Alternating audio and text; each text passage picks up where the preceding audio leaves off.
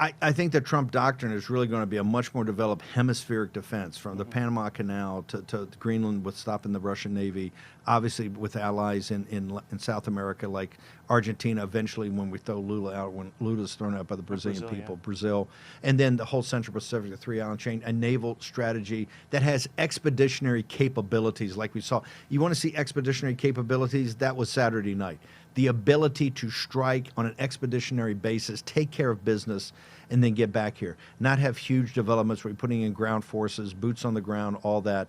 Although sometimes that may be, you may need that depending on what the emergency is. But to basically, have allies. Look, the biggest news yesterday was the 5%. As you know, Matt, you were there with us fighting those battles. To sit here and think that the European nations, because they were a protectorate when they were under 2%.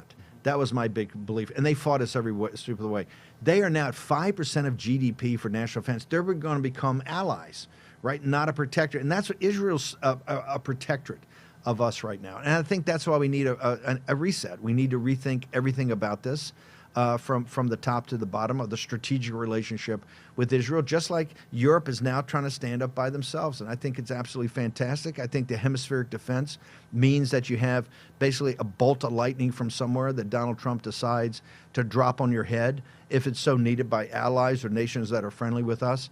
I think we're going to see a lot more of this expeditionary capability from all the combined services, but because you had Tomahawk missiles there from the good old United States Navy in the from the North Arabian Sea delivered.